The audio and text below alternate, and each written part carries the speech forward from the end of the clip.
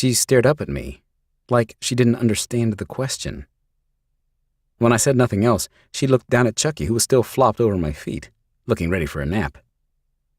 After a long moment, Chloe lifted her chin and said, "I don't really like the tone of your question." "Fine by me. I had plenty more where that came from." "All right," I said. "Then how about this one? Who do you live with?"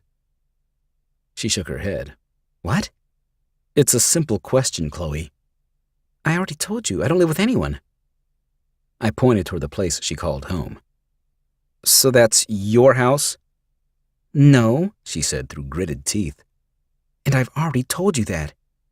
"Uh-huh." I made a forwarding motion with my hand. "Go on." "With what?" "Your explanation." "What's gotten into you?" she said. "It's a job. That's what the money's for. There, you happy?" I was a lot of things right now, but happy wasn't one of them. Chloe threw up her hands. "What do you want me to say? That this house is beyond my price range?" Her voice rose. "Well, obviously it is. Is that what you want to hear?"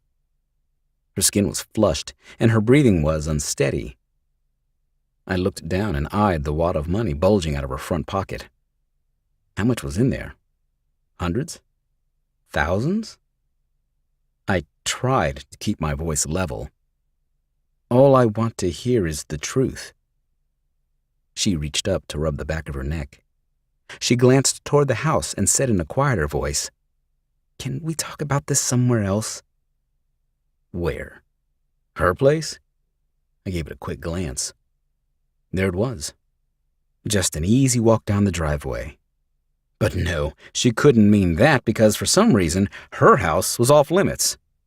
For the millionth time, I wondered, why was that? I gave something like a shrug.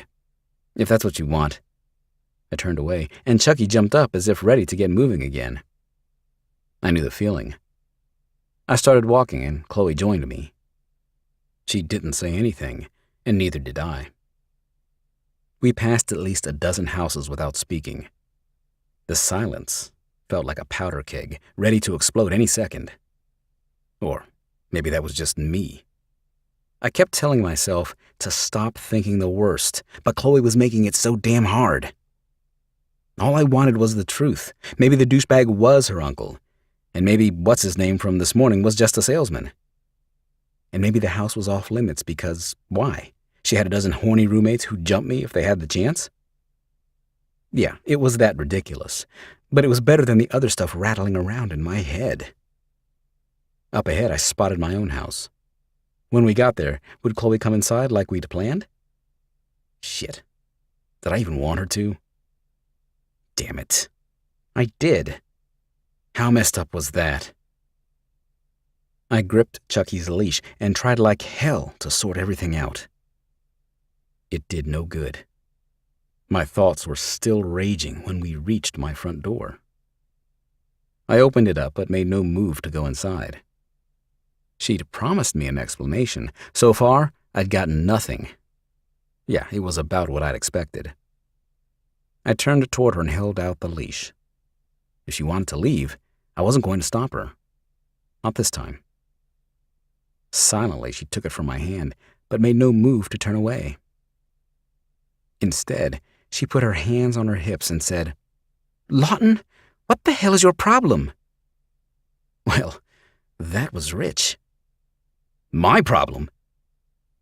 Just then, Chucky made a break for it, bolting into my house, dragging the leash behind him. I didn't bother to look.